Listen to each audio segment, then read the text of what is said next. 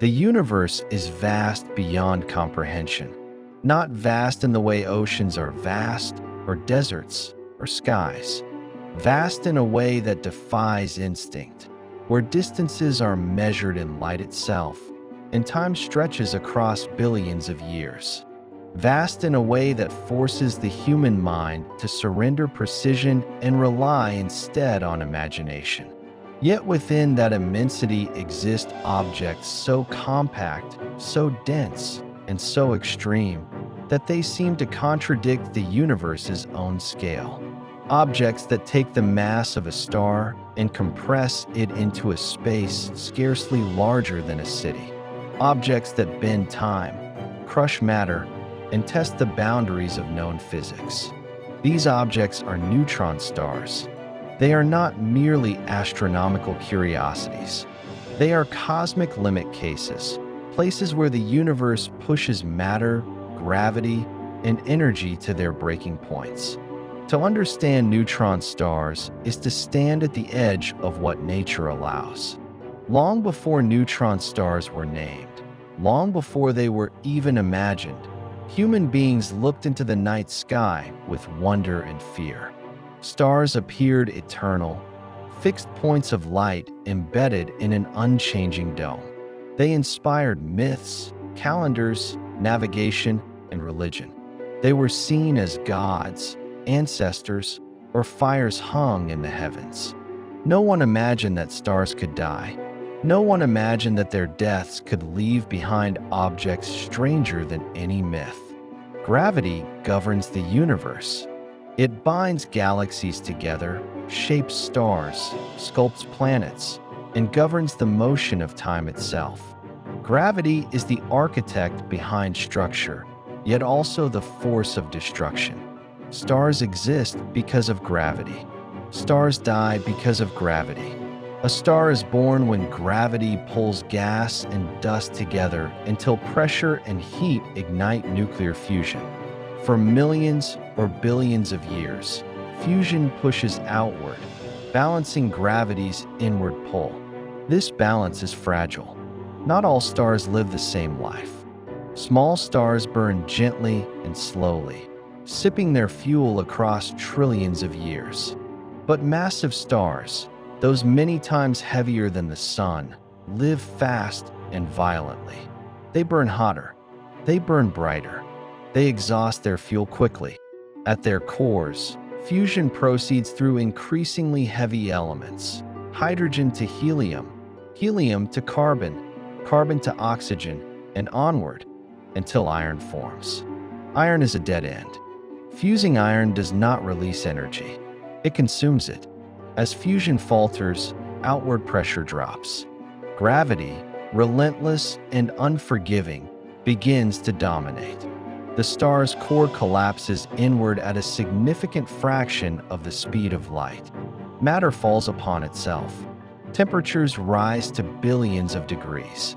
Atomic nuclei are smashed together with unimaginable force. In less than a second, the core shrinks from thousands of kilometers across to something far smaller.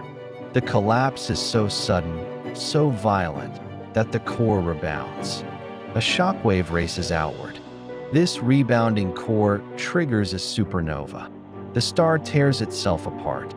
Matter is hurled into space at incredible speeds, carrying newly forged elements across the galaxy. The explosion briefly outshines every star around it, illuminating regions of space that may not glow again for millions of years. Supernovae are engines of creation.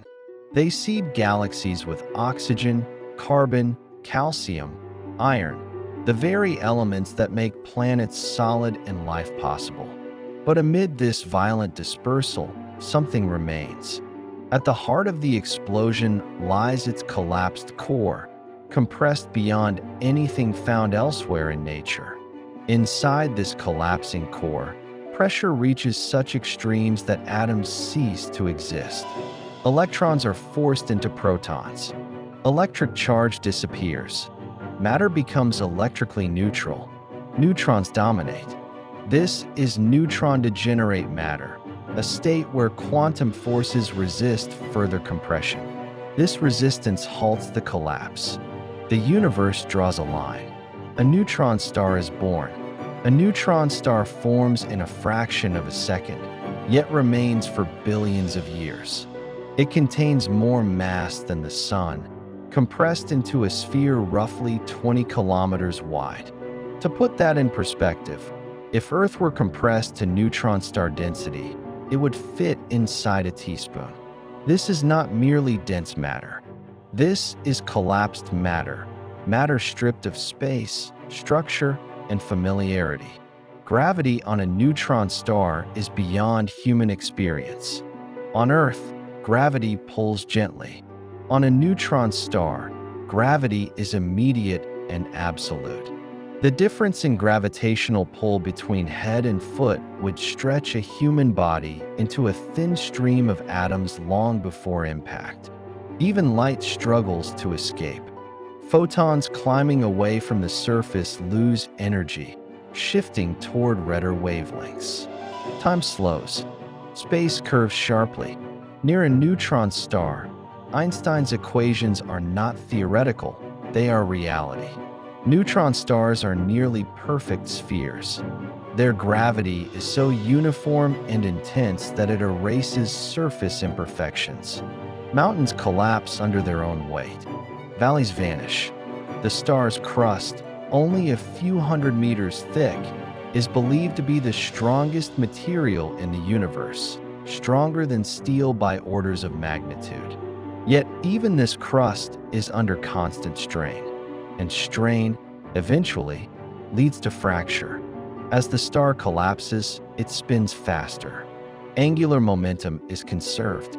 A star that once rotated once every few days may, after collapse, rotate hundreds of times per second. This spin is astonishingly stable, a preserved memory of the star's violent death. Neutron stars do not forget how they were born. When a spinning neutron star emits radiation along its magnetic poles, those beams sweep through space like lighthouse beams. If Earth lies in their path, we detect a pulse. Again, and again, and again, these pulsars become cosmic clocks, their timing rivaling that of atomic instruments on Earth. Scientists use pulsars to test general relativity, map interstellar space, and detect ripples in space-time itself. In a chaotic universe, pulsars offer rhythm. From a distance, a neutron star appears simple, a small, dim point of light, but appearances deceive. Inside, matter is packed beyond recognition. Forces operate beyond intuition, and the known laws of physics strain to describe the reality. The outer layers are a thin atmosphere, mere centimeters thick, followed by a rigid crust of atomic nuclei packed to extraordinary densities.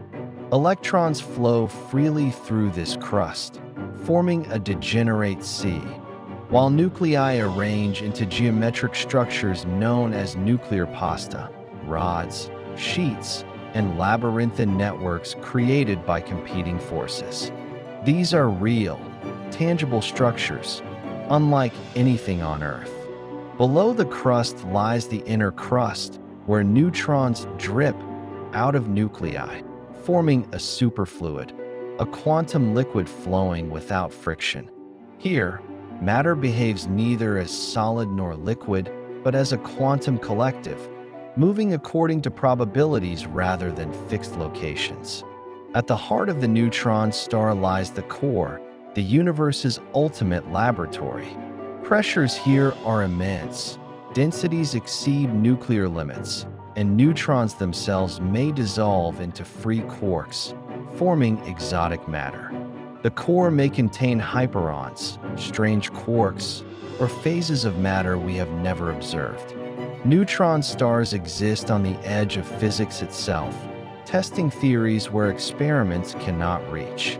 Magnetic fields, intensified by the collapse, dominate the star's behavior. A typical neutron star's field is trillions of times stronger than Earth's.